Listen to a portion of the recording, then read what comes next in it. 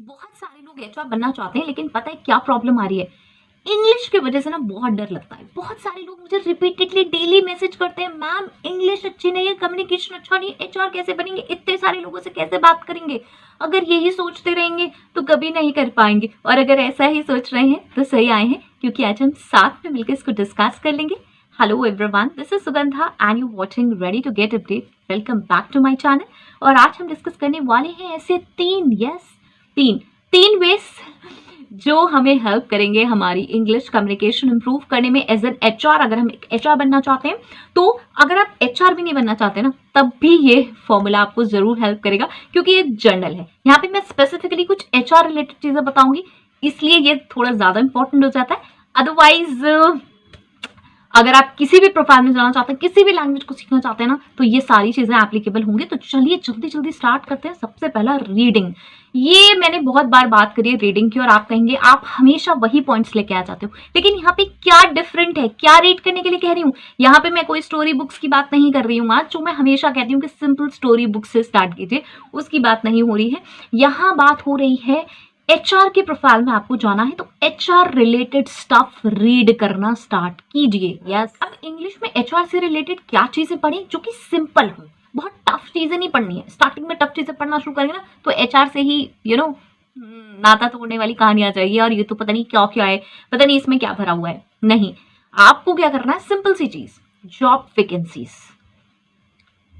Job vacancy आपकी चाहे अपना प्रोफाइल है, जैसे आप एक एचआर एग्जेक्टिव के लिए अप्लाई करना चाहते हैं, आप एचआर जर्नलिस्ट के लिए अप्लाई करना चाहते हैं, एचआर रिक्रूटर के लिए अप्लाई करना चाहते हैं, एचआर रिक्रूटर जॉब्स, गूगल पे टाइप कीजिए, आपके पास बहुत सारे ऑप्शंस आ जाएंगे। वहां पे आपको क्या करना है, जैसे सबसे पहला नॉर्मली नौकरी का ही आता है, तो आपने नौकरी पे वो वाली जॉब्स देखी एचआर रिक्रूटर की। अब आप गए, आपने क्लिक करा, वहां पे पहुंचे आप, बहुत सारी आपको जॉब्स मिल जाएंगी। मैंने बहुत सारे सेशन बनाए हुए हैं कैसे आप जॉब सर्च कर सकते हैं। एचआर जॉब्स की प्लेलिस्ट है, वहां से आप चेक कर सकते हैं। नहीं मिलता है तो लिंक आप मुझसे कमेंट सेक्शन में मांग सकते हैं। ओके, वहां से आप चेक कीजिए, और वहां पे जितनी भी कंपनीज आएंगी, वहां पे लोगोज होते हैं कंपनी के, बहुत ट्रस्टेड कंपनीज होती है, बहुत सारी कंपनीज आपने सुनी भी होंगी। उनमें से किसी की भी जॉब क्लिक करिए, जॉब पोस्टिंग पे क्लिक करिए, और देखिए कि वहां जॉब डिस्क्रिप्शंस कैसे बने हुए हैं। वहां पे जॉब रोल्स एंड रिस्पॉन्सिबिलिटीज होंगी, उनको रीड कीजिए। उसमें आपको बहुत सारी ऐसी टर्म्स मिलेंगी जो कि एचआर रिलेटेड हैं, जो आपको बोलनी नहीं आती होंगी, जिनके बारे में आपको पता नहीं होगा। राइट, रिपीट करिए, बार बार देखिए, डिफरेंट डिफरेंट वैकेंसीज निकालिए, अपनी प्रोफाइल की निकालिए, डिफरेंट डिफरेंट कंपनीज निकालिए, उनकी जॉब रिस्पॉन्सिबिलिटीज को रीड करिए। इससे बेटर चीज नहीं हो सकती कि आपकी इंग्लिश भी इंप्रूव हो रही है और आपको एचआर का स्टफ भी मिल रहा है, एचआर रिलेटेड मटेरियल भी आप सीख रहे हैं, एचआर रिलेटेड चीजें क्या है वो लैंग्वेज भी आप सीख रहे हैं। ओके, यहाँ पे कुछ आपको जॉब डिस्क्रिप्शन ऐसे मिलेंगे जहाँ पे रोल्स एंड रिस्पॉन्सिबिलिटीज है ना, बहुत छोटा छोटा लिखा होगा, 2 4 5 लाइनें लिखी होंगी, बहुत ज्यादा अच्छे सेंटेंसेस नहीं होंगे। रीड सबको करिए, जैसे कि आपको पता चले, आपको ये भी पता चले जॉब पोस्टिंग्स कैसी होती हैं, जॉब डिस्क्रिप्शन कैसे होते हैं। राइट, तो उसको प्रॉपरली रीड। ऐसे ही पॉलिसीज रीड करिए, अच्छी वेबसाइट्स रीड करिए एचआर से रिलेटेड, आपको रियली बहुत हेल्प करेगी। 2 चीजों में आपका इंग्लिश भी इंप्रूव हो रहा है, आपको पता चलेगा कैसे सेंटेंस ड्राफ्टिंग होती है, किस रेफरेंस में किस बात को यूज किया जाता है, कैसे बोला जाता है। ओके, एंड दूसरी चीज क्या हो रही है, एचआर रिलेटेड स्टफ से आप रूबरू हो रहे हैं, आपको पता चल रहा है कि एक्चुअल में किस तरीके की चीजें यूज की जाती हैं, क्या क्या चीजें होती हैं। क्योंकि ऑब्वियसली जब आप अभी स्कैर्ड हैं, आप अभी ज्वाइन नहीं कर पा रहे हैं, या फिर अगर आप हैं भी तो ज्यादा कुछ प्रोग्रेस नहीं कर पा रहे हैं, तो कहीं ना कहीं आपको एचआर रिलेटेड चीजों की नॉलेज भी कम होगी, तो वो भी नॉलेज आपको ज्यादा होती जाएगी जब आप रीड करते जाएंगे।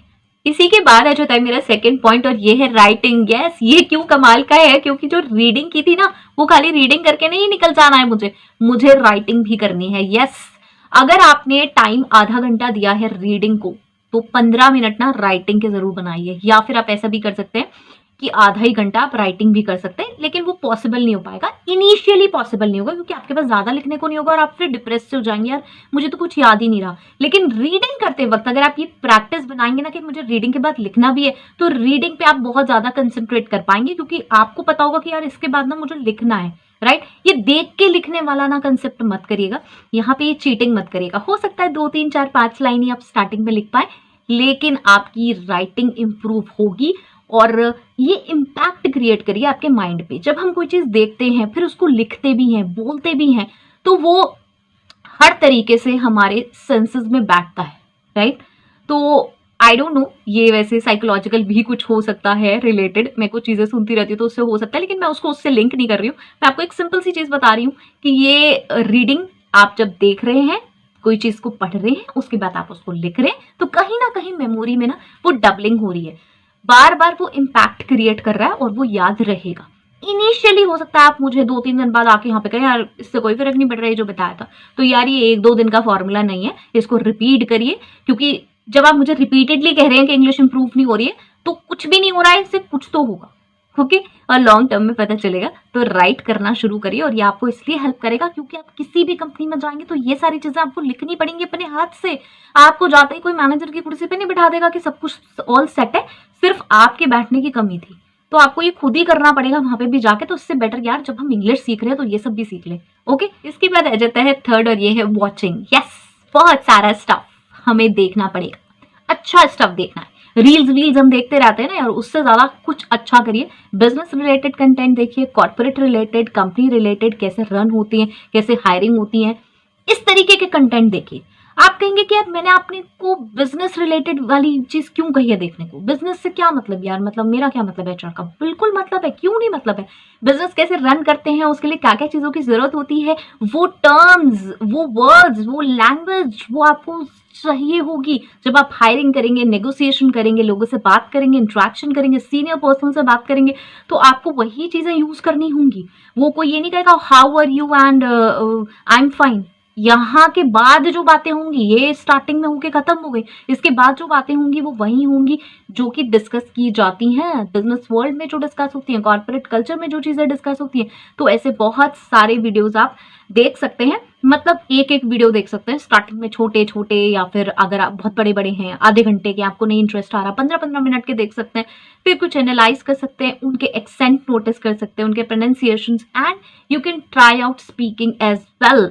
यस, बोलना भी शुरू करिए, उन्हें इमिटेट करना भी शुरू करिए वॉचिंग के साथ। सिर्फ वॉचिंग ही नहीं, यहाँ पे मैं स्पीकिंग पे इस पॉइंट पे ज्यादा नहीं फोकस करूंगी, क्योंकि अगर आप कॉर्पोरेट रिलेटेड, बिजनेस रिलेटेड कुछ चीजें देख रहे हैं तो अभी थोड़ा सा समझने में भी डिफिकल्टी आएगी चीजों को, तो बोलना थोड़ा सा डिफिकल्ट हो जाएगा, राइट? अगर आप कर पाते हैं तो बिल्कुल करिए, अदरवाइज वॉचिंग जरूर करिए, और आपको फिर खुद कॉन्फिडेंस आने लगेगा ये चीजें बोलने का, धीरे धीरे करके, राइट?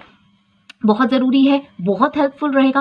प्लीज इसको 30 डेज जरूर करें, और फिर मुझे बताएं कि कुछ इम्प्रूवमेंट हुआ नहीं हुआ, राइट? कम्युनिकेशन स्किल्स इंप्रूव करनी है ना, तो रीडिंग, राइटिंग, लिसनिंग, स्पीकिंग, चारों स्किल्स को इंप्रूव करना पड़ेगा। अदरवाइज आधी अधूरी स्किल्स इंप्रूव करने के बाद पूरी कम्युनिकेशन स्किल्स तो इंप्रूव नहीं होगी। राइटिंग, लिसनिंग और स्पीकिंग स्किल्स पर तो हम ऑलरेडी बात कर चुके हैं बहुत बार, लेकिन रीडिंग स्किल्स को कैसे इंप्रूव करें, अगर यही सोच रहे हैं तो सही है। और आज हम डिस्कस करने वाले हैं how to improve reading skills. Yes, reading skills को कैसे इंप्रूव करें, और वो भी बहुत ही सिंपल तरीके से। 5 कुछ पॉइंट्स ऐसे जिसको हम देख लेंगे। तो सबसे पहले स्टार्ट करते हैं, चूज। क्या चूज करना है? हमें करना है रीडिंग मटेरियल चूज, और वो भी बहुत ही इजी, सिंपल सा। ये भी हो सकता है कि जैसे आप जिस क्लास में हैं उससे 2, 3, 4 पीछे की क्लास का कोई रीडिंग मटेरियल ले सकते हैं। अगर आप एक क्लास में नहीं है, अब आप वर्किंग में हैं, तो भी अपनी पीछे की कोई सब्जेक्ट ओरिएंटेड चीजें उठा सकते हैं। यहाँ पे इजी ही चीजें मटेरियल में हमें चूज करनी है, जैसे कि कोई शॉर्ट स्टोरी बुक्स हुई, ये आप परचेज कर सकते हैं, आपके पास अवेलेबल हो सकती हैं। आपकी अपनी स्टोरी बुक्स जो कि इंग्लिश की होती थी 9th, 10th, 11th, 12th इनमें, राइट? ये भी आप चूज कर सकते हैं। अदरवाइज छोटी छोटी स्मॉल स्टोरीज की बुक्स आती हैं, आप उन्हें चूज कर सकते हैं। कोई भी ऐसी चीज जो इजी हो कंपैरेटिवली स्टार्ट करने के लिए, मतलब आपको समझ में आए उसकी इंग्लिश। ऐसा ना हो कि बिल्कुल ही पढ़ने में दिक्कत हो रही है, जैसे कि वंस अपॉन अ टाइम। तो वंस अपॉन अ टाइम सबको पता है कि बहुत इजीली पढ़ा जा सकता है, इस तरीके की चीजें आराम से पढ़ी जा सकती हैं। अब आप कोई बहुत ही टिपिकल सी लाइंस उठा लाए तो वो आप स्टार्ट ही नहीं कर पाएंगे। तो इसलिए एक बहुत ही रीडिंग मटेरियल जो आपको चूज करना है वो एक ईजी सा करना है। कोई भी ऐसी चीज जिसके लिए आप डेस्परेट थे पढ़ने के लिए और आपको कुछ कुछ समझ आती थी, उससे हमें स्टार्ट करना है। तो रीडिंग मटेरियल हमेशा एक इजी स्टार्ट करें, इजी मटेरियल अपने पास लें, जिससे कि आपको स्टार्ट करने में भी प्रॉब्लम ना आए और उसको कंटिन्यू करने में भी प्रॉब्लम ना आए, और बाद में हम इसको हाई लेवल का भी बढ़ाते जाएंगे। मतलब ऐसी चीजें भी हम अपने रीडिंग में लाएंगे जो हमें पढ़ने में बहुत टफ लगती थी, दूर से हम देखते रहते थे। ओके, सो टेंशन नहीं है। अभी हमें जब स्टार्ट करना है तो एक रीडिंग मटेरियल हमें चूज करना है जो कि बहुत इजी। सेकंड, सेट टाइम, ये तो इससे भी ज्यादा इंपॉर्टेंट है। एक टाइम जरूर सेट करिए। ऐसा ना हो कि कभी किसी दिन कर लिया, किसी टाइम कर लिया, कभी किसी टाइम कर लिया। मतलब हमने स्टार्ट करा 9 बजे से सुबह मॉर्निंग, लेकिन क्या हुआ, आज तो 9 बजे कर लिया, कल क्या हुआ, कल 12 बजे करा, फिर क्या हुआ, फिर शाम को 6 बजे उठा लिया, फिर सोचा यार अब रात में सो रहे हैं, अरे नेक्स्ट डे आज तो पढ़ा ही नहीं, चलो अब रात में 9 बजे पढ़ लिया, 10 बजे पढ़ लिया, 12 बजे पढ़ लिया। नहीं, एक टाइम सेट कीजिए जिससे वो कंसिस्टेंट टाइम रहे। मतलब उस टाइम पे आपके माइंड को खुद क्लिक होने लगेगा कि यार ये मुझे पढ़ना है। अदरवाइज ये पेंडिंग में आता जाएगा। ये एक दिन आपने स्टार्ट करा सुबह, फिर आफ्टरनून, फिर इवनिंग, फिर नाइट, फिर ये हुआ अरे यार कल नाइट ही तो पढ़ के सोया था, तो चलो अब आज तो पढ़ता ही नहीं हूँ, अब नेक्स्ट डे पढ़ूंगा। ठीक है, तो ऐसे हैंग होता जाएगा। एक सेट टाइम जरूर जरूर लगाइए और एक प्रॉपर प्लेस भी देख लीजिए कि कहाँ पे रीड करना है। ऐसा ना हो कि आप रोम अराउंड हो रहे हो, आप ऊपर छत पे चले गए और वहां से बहुत सारे अच्छे नजारे दिखते हैं और वहां पे आप रीड कर रहे हैं तो आप नजारे ही देख रहे हैं, राइट। तो एक सिस्टम जरूर बनाए कि एक जगह देखें। देखिए जब हमारी ये चीजें प्रैक्टिस हो जाती है ना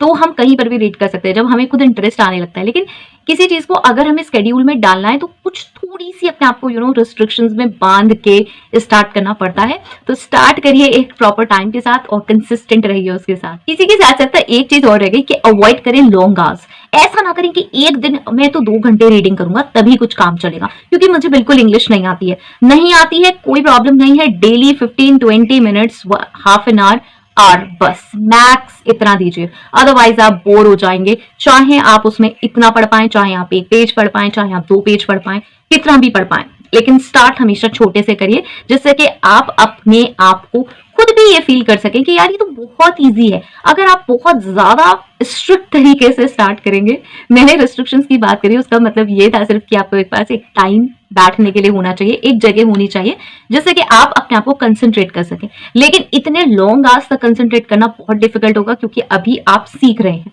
ओके, सो इसलिए शॉर्ट ड्यूरेशन ही स्टार्ट करें, फिर उसके बाद जब इंटरेस्ट आ जाएगा ना तो घड़ी भी नहीं देखेंगे कितने घंटे हो जाएंगे पढ़ते पढ़ते। थर्ड इज चेक मीनिंग्स, और ये है मेरा फेवरेट। क्यों? क्योंकि जब हम कुछ भी पढ़ना स्टार्ट करते हैं ना, हमें कई बार ऐसा लगता है कि हाँ हमने लिंक कर लिया, हमें एग्जैक्ट समझ आ गया, लेकिन थोड़ा सा भी डिफरेंस होता है ना मीनिंग में, तो हमारा जो ये सेंस होता है उस पैरा का वो बिल्कुल डिफरेंट हो जाता है और वो वर्ड का मीनिंग हमें हमेशा के लिए यही सेट हो जाता है कि इसका मीनिंग तो यही। जब हम पढ़ना शुरू करते हैं ना तो एक पैरा में कम से कम 10-15 वर्ड ऐसे आते हैं जो डिफरेंट होते हैं, या फिर हमने सुने होते हैं लेकिन उनके मीनिंग कुछ अपनी तरफ से ही सोच रहे होते हैं कि यार शायद इसका मीनिंग यही होता है, लेकिन जब हम उसे सर्च करते हैं ना तो कुछ डिफरेंट मीनिंग आता है उस कंटेक्स्ट में जहां पे वो लिखा हुआ है। तो हमेशा एक काम करें, उसे अंडरलाइन करें, चेक करें उसका मीनिंग एंड ट्राई करें। अगर वो आप ही की बुक है ना तो प्लीज उस पर वहीं लिख दें। यस, ये बहुत ज्यादा कॉन्फिडेंस बिल्ड करेगा। कब? जब हम इसको रिवाइज करेंगे या फिर हम इसे दोबारा कभी पढ़ेंगे। ये स्ट्रैटेजी आप अपने सब्जेक्ट्स में भी लगा सकते हैं। जब आप कोई भी थ्योरी पढ़ते हैं तो यही काम कीजिए। अगर वहीं पे मीनिंग लिख देंगे ना तो जब नेक्स्ट टाइम उसको खोल के देखेंगे ना तो आपको ये नहीं लगेगा कि यार ये तो समझ ही नहीं आ रहा, क्योंकि एक तो आपको ये रिलेट हो जाएगा, अरे मैंने इसके कभी मीनिंग लिखे थे, वाओ ये तो मैंने किया हुआ है।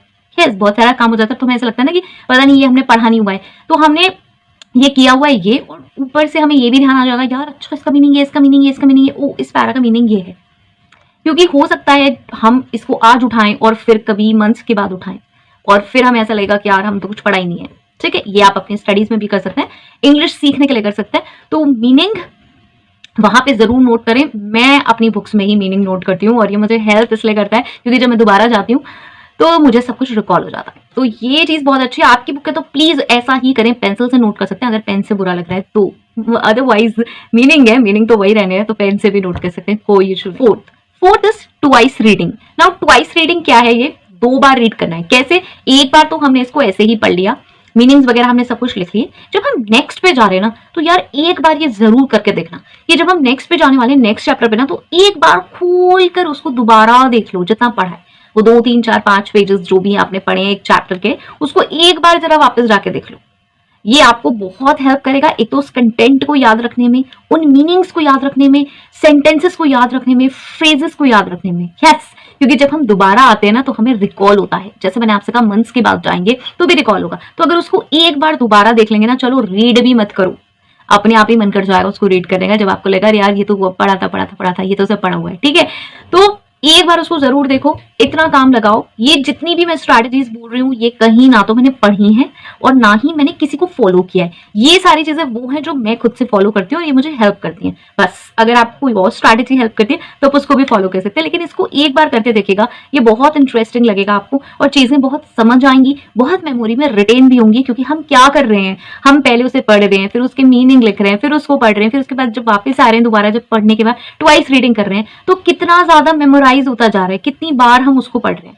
ओके, सो ये एक वे है इंटरेस्टिंग बनाने का भी। Fifth is last and this is add variety. Yes, अब टाइम आ गया है, हम इसको फॉलो कर रहे हैं। इसको फॉलो करते करते हमें 1 मंथ 2 मंथ हो चुके हैं, बहुत हो गया इजी इजी। आप इसमें वैरायटी ऐड करना स्टार्ट कीजिए। वैरायटी कैसी? डिफरेंट डिफरेंट आर्टिकल्स, न्यूज़पेपर से, मैगजीन से, या फिर ऐसे टफ सब्जेक्ट्स, ऐसी टफ थ्योरी जो आपको बहुत टफ लगती है, उसको भी आप धीरे धीरे उठाना शुरू कीजिए, उसको पढ़ना शुरू कीजिए। वही सेम स्ट्रैटेजी लगाइए मीनिंग वाली, क्योंकि अब आप इसमें मास्टर हो चुके हैं। ट्राई करें ज्यादा ज्यादा जो भी आपका प्रोफेशन है उससे रिलेटेड चीजें रीड करना स्टार्ट करें। जगह जगह से आपको जगह जगह कम वेबसाइट्स मिल जाएंगी और आर्टिकल्स मिल जाएंगे, नोटिंग्स मिल जाएंगी, बहुत जगह ऐसा मटेरियल मिल जाएगा जो आपके से रिलेटेड है, आपके प्रोफेशन से रिलेटेड है। आप उसको रीड नहीं कर पाते थे, आप उसको समझ नहीं पाते थे, तो उसको इनकॉर्पोरेट करना स्टार्ट कीजिए। ट्राई कीजिए हर एक वीक में ना कुछ नया नया उसमें एड ऑन करें। जो आप रीडिंग करते हैं उसमें वैरायटी डालते जाइए, उसमें चेंजेस लाते रहिए। आपको खुद इंटरेस्टिंग लगने लगेगा और आपको ये भी लगेगा कि मैं कुछ अचीव कर रहा हूँ। ये कोई भी सब्स्टिट्यूट नहीं है उसका जो आप स्पोकन इंग्लिश सीख रहे हैं या फिर आप कोई ग्रामर का कोर्स कर रहे हैं। आप सोचे कि बस यही सब कुछ से हो जाएगा, नहीं, ये सब चीजें साइड साइड है। 15 मिनट दे दिए, आधा घंटा दे दिया, पता भी नहीं चलता। 15 मिनट वो वाले जो हम रील्स वील्स देखने में निकालते हैं, वो वाले 15 मिनट, क्योंकि उनसे कोई खास फायदा भी नहीं हो रहा है, तो वो फायदा हम यहाँ ले लें। मतलब 15-20 मिनट, आधा घंटा हमने यहाँ लगा दिया और ज्यादा स्ट्रेस भी नहीं है कि हाँ चलो ये इतना पढ़ लिया, कुछ सीख भी लिया, कुछ समझ भी आ गया। अपने सब्जेक्ट से रिलेटेड समझेंगे तो वो वैसे भी आपको आपके प्रोफेशन में हेल्प करेगा और आप आगे बढ़ते जाएंगे। आपको खुद भी पता नहीं चलेगा कितनी जल्दी आप चीजों को पढ़ना भी सीख गए, समझना सीख गए। प्रोनाउंसिएशंस, वोकैबुलरी, ये सब अपने आप ही आपकी ठीक होने लगेगी, अपने आप ही बढ़ने लगेगी, राइट। सो ये कुछ स्ट्रैटेजीज थी जो मैं यूज करती हूँ डेली में। कुछ भी नहीं समझ आता है तो हाँ भाई उसका मीनिंग एकदम से एक्सेस कर लिया और देख लिया, लिख लिया। और आपकी कोई स्ट्रैटेजीज है तो भी बता। कितना अच्छा हो जाए ना अगर हम इंग्लिश बोलना सीख जाए, वो भी एआई से। चैट जीपीटी की हेल्प से हम इंग्लिश बोलना सीख जाएं। यस, ये पॉसिबल है, बिल्कुल पॉसिबल है। बोलना सीखे ना सीखें, कुछ कुछ तो हम सीख ही सकते हैं वहां से। मतलब इंग्लिश की कुछ कन्वर्सेशन हम सीख सकते हैं और अपने आप को रेगुलराइज कर सकते हैं। डेली में हम कैसे इंग्लिश बोलते हैं, कैसे यूज करते हैं, इसके लिए हम बहुत डेस्परेट हैं सीखने के लिए कि भाई डेली में हमें पता चल जाए ऑफिस में कैसे बोली जाती है और किसी से वैसे डेली में ऑफिस में मिलेंगे तो कैसे बोली जाती है। लेकिन अगर आपको ये डाउट है कि क्या एआई ये काम कर सकता है, क्योंकि इंग्लिश तो मुझे खुद ही सीखनी होगी, तो अगर ऐसा ही सोच रहे हैं तो सही आए। क्या डिस्कस करने वाले हैं? बेसिकली हम सीखने वाले हैं इंग्लिश। यस, इंग्लिश हम सीखने वाले हैं चैट जीपीटी के थ्रू, एआई के थ्रू हम बहुत सारे कन्वर्सेशंस देख सकते हैं। तो चलिए चलते हैं, तो चलिए देख लेते हैं कुछ कन्वर्सेशंस। तो मैंने यहाँ पे टाइप कर दिया, office conversation in English between colleagues, ये लिख देते हैं, ठीक है। कुछ हम ऐसे ना मिक्स एंड मैच कर करके देखेंगे और देखिए ये आने लगा। Hey, how was your weekend? It was pretty good. Thanks for asking. I went hiking with some friends on Saturday and then relaxed at home on Sunday. How about you?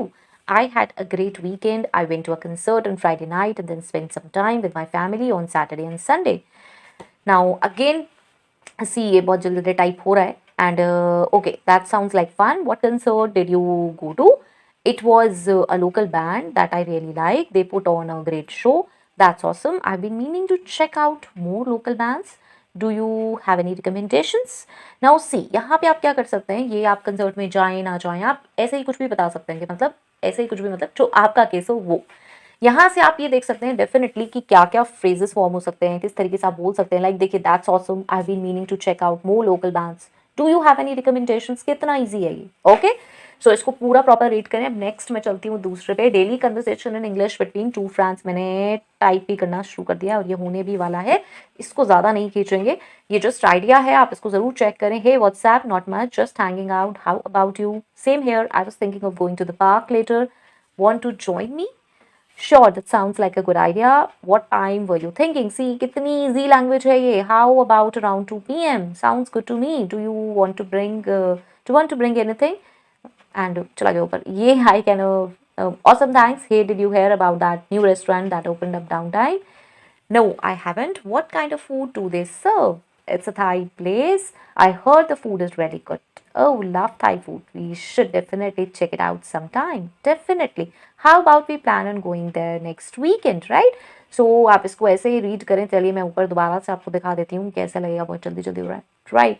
सो इसको आप रीड ऑन कर सकते हैं ऐसे और देख सकते हैं. बहुत ही सिंपल सिंपल से हैं चीज़ें यहाँ पे और बहुत सिंपल चीज़ें डिस्कस हो रही हैं. कुछ भी कॉम्प्लेक्स नहीं है. हम ग्रामर और सारी चीज़ें लर्न करते हैं और फिर भी हमें कहीं ना कहीं कन्वर्सेशन कैसे बोलते हैं, किससे क्या बोलें, हाउ आर यू के बाद बस फाइन थैंक यू के बाद हम क्या बोलें. तो यहाँ पे ये चीज़ें आप धीरे धीरे इन्हें रीड ऑन करते रहिए, रीड ऑन करते रहिए. डेली में भी आप एक कन्वर्सेशन रीड ऑन करिए, सिर्फ रीड ऑन करिए. एक बार इसको कहीं कॉपी पेस्ट कर सकते हैं, उसको बार बार रीड कर सकते हैं. तो एक तो बोलने प्रोनाउंसिएशंस भी इंप्रूव होंगे. दूसरा फ्लुएंसी भी बहुत ज़्यादा आएगी जब आप बार बार इन्हें पढ़ेंगे, राइट? ऑफिस कन्वर्सेशन एक और देख लेते हैं इन इंग्लिश बिटवीन किस में एक न्यू एम्प्लॉय देखें. चलो, new employee and an HR, right? So इसको देख लेते हैं. ये बहुत ज़्यादा रिक्वेस्ट किया जाता है, मैम कैसे बात होती है, कैसे करते हैं. वैसे यार सब ना हिंदी में ही नॉर्मली बात करते हैं, लेकिन हाँ स्टार्टिंग में जो वो हेजिटेशन होती है ना उसमें इस तरीके से बात कर लेते हैं. ठीक है. तो new employ, high I am the new employee starting today, my name is John. HR, hi John, welcome to the team. I'm Rochelle, the HR manager. It's great to have you on board. New employee, thanks. I'm excited to be here. Is there anything I need to do before starting work? क्या मुझे कुछ करने की ज़रूरत है work start करने से पहले? Yes, we have few things to take care of first. We need to get some paper work field out like your text forms, emergency contact information, इसमें जो भी चीज़ें हों. ठीक है. अब ये टाइप हो रहा है, इसको थोड़ा सा टाइप होने देते हैं एंड देखते हैं. चलो ऊपर थोड़ा सा जाके दोबारा से कि ये क्या क्या है. आप इसको रीड करें ऐसे ही. बहुत इंटरेस्टिंग मुझे लगा ये कन्वर्सेशन एंड प्लीज़ पूरा सेशन ज़रूर देखें, ऐसे अभी नहीं भागिएगा. बस एक और ही कन्वर्सेशन और बचा है. कुछ टिप्स मैं साथ साथ देती रहती हूँ तो इस वजह से. ठीक है. तो ये मैं सिलेक्ट कर रही हूँ दोबारा से, आप इसको रीड कर लें. ओके, मैंने साथ साथ रीड किया था लेकिन यहाँ पे आप रीड कर लें और इसमें जो भी चीज़ें हो आप उसमें रिप्लेस कर सकते हैं. एज एन HR अगर आप देख रहे हैं, एज एन कैंडिडेट देख रहे हैं, एम्प्लॉय देख रहे हैं, तो इसमें जो जो चीज़ें हैं आपको लगता है कि आपके प्रोफाइल के अकॉर्डिंग होनी चाहिए, आपको बोलनी चाहिए, वहाँ पे इसमें चेंजेस कर सकते हैं. पैटर्न इस तरीके से यूज़ कर सकते हैं. ये थोड़े टाइम के लिए आपका कन्वर्सेशन बढ़ाने के भी काम आएगा. मतलब आप जो ये हेजिटेंट होते हैं कि कन्वर्सेशन कैसे करें और आगे क्या बोलें बेसिकली इसमें भी आपको बहुत हेल्प करेगा. ठीक है. तो यहाँ पे अगेन आप इसे रीड कर लें और मैं आगे आगे चल रही हूँ. बीच में से मैंने एक्चुअली एक चीज़ सिलेक्ट कर दी है, new employ. Great, thank you. Is there anything else I should know about working here? HR, we have an employee handbook. Yes, that covers our policies and procedures, and we also have a company intranet where you find information about benefits. Next employee, okay, I'll make sure to check those out. Thanks for your help, Rochelle. You're welcome, John. I'm here to help your transition as smooth as possible. To make your transition as smooth as possible, let's get started on that paperwork. Next देखते हैं. चलो एक office conversation in English between कर देती हूँ मैं. किसके between करूँ लेकिन चलो सोच रही हूँ. Between new employee and HR. New employee ही ले लेते हैं एक and HR regarding onboarding, right. New employees ले रही हूँ क्योंकि शुरू में जाने में ये होता है, अदरवाइज फिर तो हम रीजनल लैंग्वेज में ही बात करना स्टार्ट कर देते हैं आपस में. ठीक है. सो चलिए. Hi, I am the new employee starting today, my name is this. Hi, welcome to the team. I am Alex, the HR representative. I am glad to have you on board. Thank you. I am excited to start working here. Can you tell me more about the onboarding process? मैं ना बीच में से छोड़ के पढ़ती हूँ. आपको छोड़ के नहीं पढ़ना है, मैं जल्दी करने की वजह से पढ़ती हूँ कि बहुत ज़्यादा टाइम वेस्ट ना हो. इस वजह से आप इसको रीड कर सकते हैं इस तरीके से. आप खुद से भी देखिए. आप सबसे अच्छी बात यह है कि जितनी बार आप देखेंगे ना आपको ये कन्वर्सेशन नहीं मिलेंगे, आपको कोई न्यू कन्वर्सेशन मिलेंगे. ठीक है. इसीलिए मैं कह रही हूँ कि डेली बेसिस पे ये कन्वर्सेशंस बनाइए, टाइप करिए वहाँ पे और डेली बेसिस पे इन्हें रीड करिए. It will be very interesting. ये बहुत इंटरेस्टिंग होगा, एक्साइटिंग है. हम हमेशा कन्वर्सेशंस ढूंढते रहते हैं, कहीं भी यूट्यूब पे भी चेक करते रहते हैं किस तरीके के होने चाहिए. यहाँ पर आप जिस भी तरीके की सर्च लगाएंगे वैसे ही मिल जाएंगे. मैं सिलेक्ट कर रही हूँ, आप प्लीज़ इसको रीड कर लें. Okay. Sure, we have this onboarding process and employee handbook. इतना हो गया था हमारा डिस्कस. इसके बाद नेक्स्ट कह रहे हैं ये नेक्स्ट चलिए नेक्स्ट कह रहे हैं got it what happens after the paper work is done employee पूछ रहा है after that we will introduce you to your manager and get you started on your training start हो जाएगी and then okay that sounds good how long does the onboarding process usually take see okay that sounds good ये आपने पहले भी सुना था कि interesting sounds interesting exciting ये वर्ड्स यूज करना स्टार्ट कीजिए हैबिट हो जाएगी आपको thank you Alex I appreciate all the information HR you're welcome we are happy to have you on board and we look forward to working with you okay so this is interesting so I hope so this was helpful और ऐसे बहुत सारे combinations बनाकर आप देख सकते हैं read कर सकते हैं पढ़ सकते हैं देखिए कितना सिंपल है कुछ भी नहीं है इसमें हम हमेशा स्ट्रगल करते रहते हैं कि यार अगर हम ऑफिस में जाएंगे हम किसी से बात करेंगे तो कोई हमसे कैसे बात करेगा हम उससे कैसे बात करेंगे तो यहाँ पे आप बहुत सारी इसी तरीके के क्वेरीज अपनी कर सकते हैं और उनके आंसर्स पा सकते हैं और फिर उन्हें प्रैक्टिस कर सकते हैं राइट सो अगर ये हेल्पफुल है तो मुझे ज़रूर बताएं till next video all the very best and AI या ChatGPT से क्या क्या देखना चाहते हैं वो भी ज़रूर बताएं सो बाय